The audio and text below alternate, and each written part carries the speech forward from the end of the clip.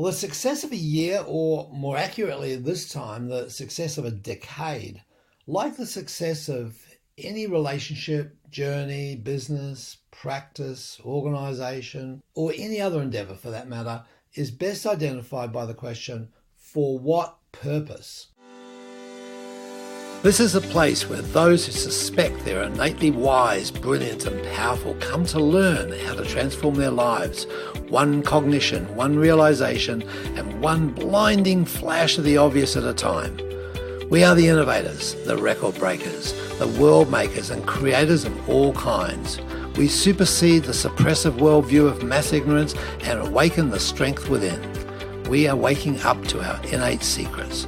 My name is Dr. Mark Postles, and welcome to the Innate Secrets podcast.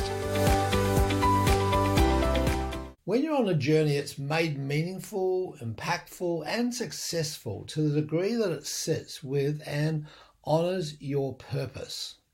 So purpose is a product of your quadrant one part. And the activity here is defined within the innate model, is being able to identify the reason why you do what you do. So let's take a look at the four quadrants that make up purpose. So firstly, and the four quadrants are within each quadrant. And in fact, there's four quadrants within each quadrant of each quadrant, but that won't go into that at this point in time. But that's all part of that innate model matrix. The importance of this one is to look at the drivers of purpose. So the first area there is curiosity. So, and this is the principal driver. If you want to develop your life and your business, you must be intensely curious about everything around you. The highest state of intellect is curiosity, being totally fascinated by that which is around us. So nothing stays the same. And if you're not curious about the new and the different, then you'll live in the boring land of the same old, same old. And that's a pretty average place to live. So yeah, I'm assuming that you have interest in expanding and in growing. And particularly at this time of year, looking forward. So your prefrontal cortex then is constantly tracking on the opportunities that are contained in the field of possibilities that surround you, and it's here that your future lies. The possibilities that haven't yet been realized. So this year then, commit to building a habit and a culture of intense curiosity. So whether you're doing your forward planning at a team meeting, or whether you're at the coalface of your chosen work or your profession or your career, ask more, learn more, and create unique opportunities for innovation and expansion. And they're everywhere. Every single thing has possibilities all around it and through it. And that's where we develop ourselves. That's where we develop humanity. That's where we move the world forward, by examining the possibilities that lie within the ordinary and the everyday. So ask the questions why and why not of every situation or possibility that comes your way, because you will be amazed by the options and the new learnings that open up for you. So the next area I want to look at there is the opposite, and that is voids. So the second factor in purpose is a drawback to the exciting, heartfelt vision that emanates from curiosity. The things in your past that you deem to be negative and that you pull away from in order to be safe, these are your voids. So trying to make today fit with yesterday is a recipe for decay and ultimate death of a person, or business, or society. We're either growing or we're dying. And if we try and make things the same as they were yesterday, and be risk averse and change averse, then we shrink and we die. So whilst it's valuable to learn from the past, and it's important to see the present as it is as a whole new situation. So we have this paradox. It's a delicate paradox, and it requires the ability to go from one to the other in order to stay in the present. because there's little value in having to learn every moment. So if we had to learn how to open a door every time we came up to a door, it wouldn't be very useful. So, we don't want to see everything as a totally new occurrence, but the same token, it's destructive to brand every moment as the same as the previous one. So, if we have a door as something the doorknob is something you twist to open the door, and then we come to a door handle or a push door or any other form of door, we're stymied because we're going by the past, and we've got a limited view of the past, and we keep doing the same thing over again. And if we can't find a door that has a rotating knob on it, then we don't go through any doors, which is pretty limiting. So the practice of then acting upon today's challenges based on your evidence of yesterday just doesn't make sense, and let alone work. So, we see this in so many different areas, and being involved in healthcare, I said evidence-based practice is a great example of this insanity. In my opinion, anyway, the evidence-based practice is the biggest lie that healthcare has brought into in its history. So, just think about applying the average results of another place, person, time. So that do an experiment. Find out what the average is, be it a measurement or a value, and apply it to an event or a person or a situation in the present time. It's just not sane.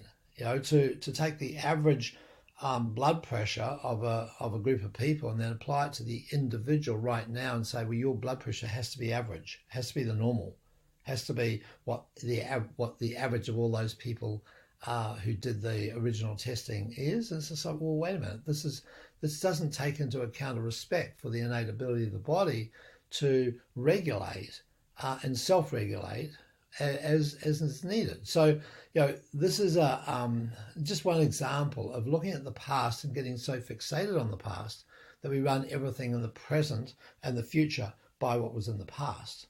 So running these behaviors then can be a significant disruptor and a diluter of purpose. So another area then is values. Now, voids actually drive the values, and the values are your true north. They're the filter by which you see life through. They create and guide your purpose and determine your every thought, word, and deed. So values are a major determinant of who we are and how we operate on our purpose. In fact, it defines our purpose. So from your voids and your perception of your past events, you have made up stories about your history, which you apply to now in unquestioning ways if nothing has changed. So your values are unique to you, just as they are to everybody around you, and therefore giving us all our unique worldview. And our values shape every aspect of us. Our values drive our quadrant scores, our quadrant numbers, our quadrant preferences within the innate model. There's an assumption then that values are true, or they're even the truth, and people will die for their values. So this is far from accurate, and in my opinion, it's a precursor to much human conflict. And the majority of wars over the history of mankind have been values clashes, the philosophical clashes where a tribe with one values tries to decimate a tribe with another values. And we see that in many forms, more sophisticated nowadays, with not necessarily open warfare, but nevertheless, one group of people with a certain position on life, a certain truth in their mind, coercing others to comply with that truth, even though others have a different value set. So, be aware of that. So the question has to be then, are your values useful? Are my values useful for you and your purpose? Are your values there serving your purpose? As your values often stem from your voids or what's perceived to be missing, your values may not be useful or even relevant. So whilst your values can be very useful for you, they can also be not useful and could be holding you back from living your purpose. It could be, just like having a big sea anchor out behind the boat, holding the boat back because of that baggage, because of the perception. It may not even be the truth, but it's a perception of how things were once in the past. So then in purpose, then as you go through into the upcoming year, be aware that your purpose is not something that you make up and tick off the list and forget about. It's not something that's magically bestowed upon you. It's something, I believe, that you discover and you uncover as you curiously and creatively consider the journey of life. It's a process. It's not a destination. And the ideal environment to let your purpose reveal itself is in a state of play where you're joyfully doing what you love. And that invokes your heart center. That gets you passionate about what you're doing and curious about what you're doing and questioning. And at the same time, non-judgmental. So, all circumstances have voids and values associated with them. So, it's about unblocking or unlocking your inner calling that resonates with your purpose and acknowledging that, because it'll light up your heart, and it's the area that makes you feel, yes, this is right, this is true, this is so, and yet at the same time it's willing to be unjudgmental and to be curious. So it's sort of a paradox there as well. It's not having to be right, and so this is a deep sense of connection rather than this is what someone said, therefore this is, and it resonates with me, but this is what I will live for the rest of my life. It's there's a flux there. So to be a bit pragmatic on this one, given that we're on the eve of this new decade that we're moving into, is that there's some to-dos that are quite useful for playing congruently at purpose, and so allowing you to be on point in the year ahead and to smash it out in the year ahead. And so in summary then, it's like to be curious and question every possibility with a why and a why not relative to those possibilities that they present. And then identify where you're behaving in the present like it used to be in the past, and be curious and questioning about how you could do it differently. It's not about stopping it, because when you try and stop something, then it persists. So, it's about being curious about that. Isn't that interesting? I'm judging this person, I'm judging myself based on something that happened in the past. Interesting. Be aware of the values that you do that take you towards your purpose, and those which don't. Values can be shifted. Not easily, but they can be shifted. So just notice which ones serve and which ones don't. And make sure, number 4, make sure it's your purpose for every action that you plan on undertaking this year is written down and is followed.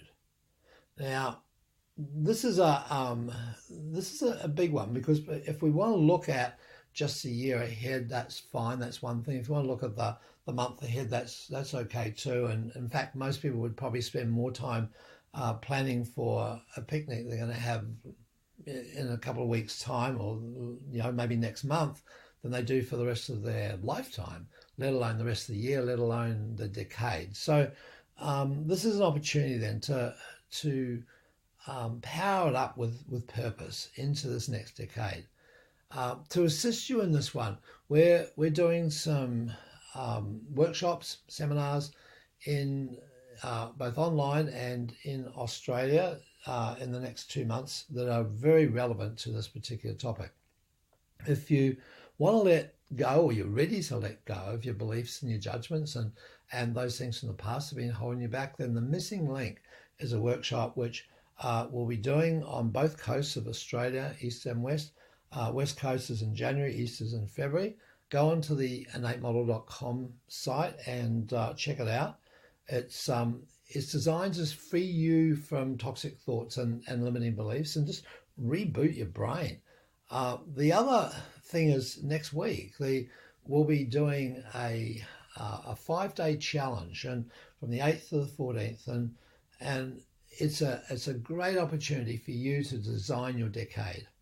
So watch your emails and the announcements, and wherever you are in the world, you can get connected with the inner you in this amazing innate model online 5-day challenge. So here's your innate wisdom.